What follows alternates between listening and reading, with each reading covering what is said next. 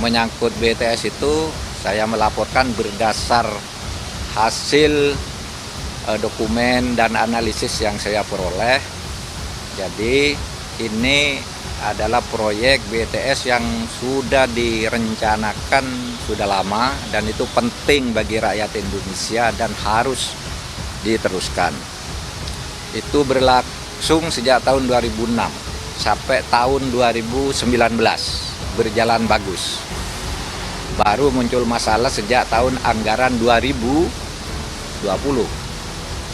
ya, yaitu ketika proyek senilai 2,28 sekian triliun itu dicairkan dulu sebesar 10, sekian triliun pada tahun 2020-2021.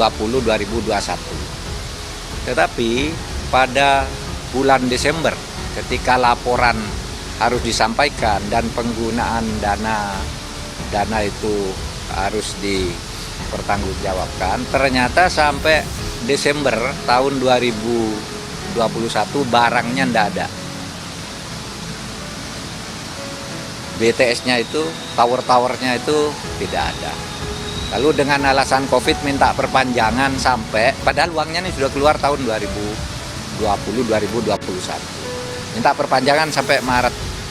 Seharusnya itu tidak boleh secara hukum, tapi diberi perpanjangan 21 Maret untuk itu sampai bulan Maret.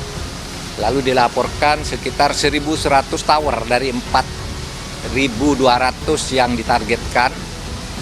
Itu 1.100 tower dilaporkan jadi sesudah diperiksa melalui satelit yang ada itu 958. Dari 958 itu tidak diketahui apakah itu benar bisa digunakan atau tidak, karena sesudah diambil 8 sampel dari itu semuanya tidak ada yang berfungsi sesuai dengan spesifikasi.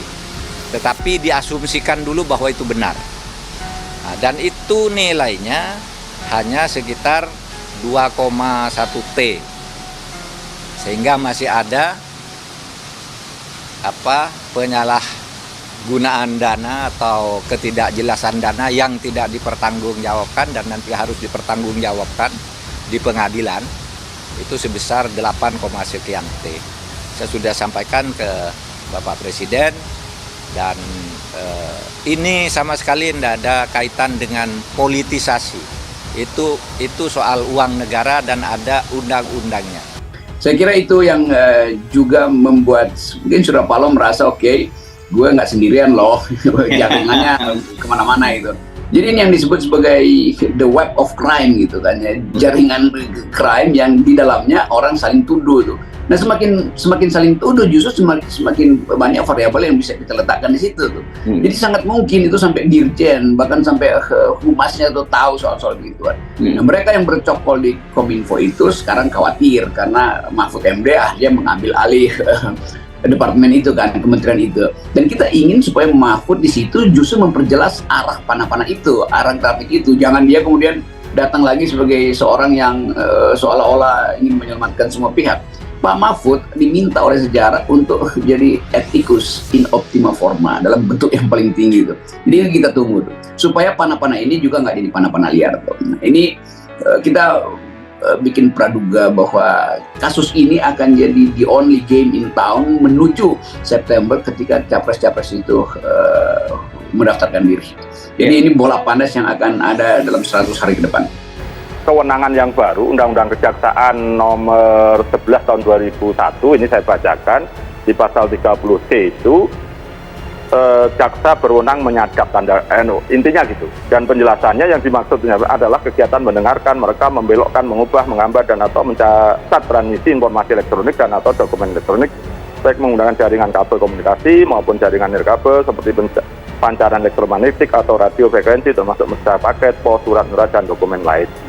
Jadi artinya mengatur penyadapan dan menyelenggarakan pusat pemantauan di bidang tindak pidana. Jadi ini ya sekalian aja untuk menakut-nakuti koruptor sekarang bahwa jaksa itu berwenang nyadap loh. Jadi yang sumbernya Pak Mahfud MD itu adalah hasil penyadapan, kira-kira kan gitu. Kira-kira aja lah. Tapi artinya perlu kita sampaikan pada pejabat-pejabat, oknum-oknum yang berpikir mau korupsi, Anda tidak aman lagi karena kejaksaan itu berwenang menyadap. Meskipun tidak melakukan OTT, karena kejaksaan itu memang ahli di penerapan pasal 2 dan pasal 3. Jadi membangun kasus, mencari alat bukti, menemukan alat bukti. Jadi mereka tidak suka OTT, karena OTT itu kan hanya suapnya nanti kan. Nah, inilah yang kita banggakan sekarang, kejaksaan itu dengan prestasi mempesona. Tapi perlu saya catat ini, bahwa dengan tertangkapnya WP tadi nampaknya belum dibuka banyak. Saya khawatir ini ditutupi oleh nanti Kejaksaan Agung. Harus saya deklarkan bahwa WP alias Win itu diduga menjadi penyetor kepada bahkan bukan hanya ini dari swasta ke pejabat, tapi juga diduga dari berkaitan dengan BUMN atau apalah yang kira-kira bakti atau oknumnya di bakti itu, yang juga bahkan diduga politisi. Dan politisi itu tadi saya katakan super banyak, kalau melibatkan ada politisi-politisi yang sebenarnya harusnya mewakili kita, mengawasi itu, alias politisi Senayan.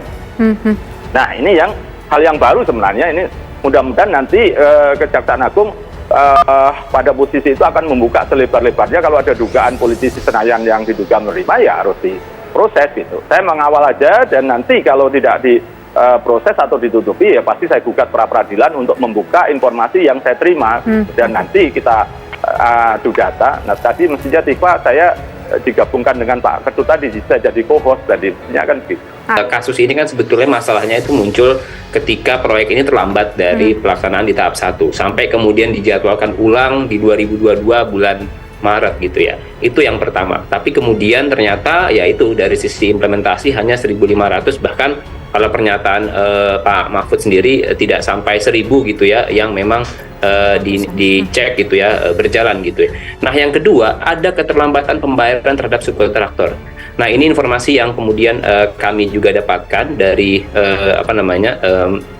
masyarakat gitu ya, bahwa ada subkontraktor yang tidak terlambat dibayarkan gitu. Nah, yang ketiga adalah soal kualitas, tadi disampaikan gitu ya. Kalau kita merunut ke belakang dari penetapan tersangka, yang dimaksud adalah Anang Latif yang di situ berlaku statusnya sebagai KPA atau kuasa pengguna anggaran, termasuk juga kemudian ada tersangka yang berperan sebagai pihak yang menyusun kajian pendukung sampai kemudian pihak swasta. Rasanya tidak salah kalau kita bilang bahwa proyek ini sebetulnya terjadi masalah persekongkolannya sejak perencanaan, seperti itu. Okay. Itu yang pertama. Nah, yang patut dicatat Mbak Tisa adalah proyek ini sebetulnya sudah diendus dan menjadi temuan BPK. Badan Pemeriksa Keuangan tahun 2021 itu yang dirilis laporannya Januari 2022 itu sudah merilis gitu ya LHP DTT gitu ya, dengan tujuan tertentu.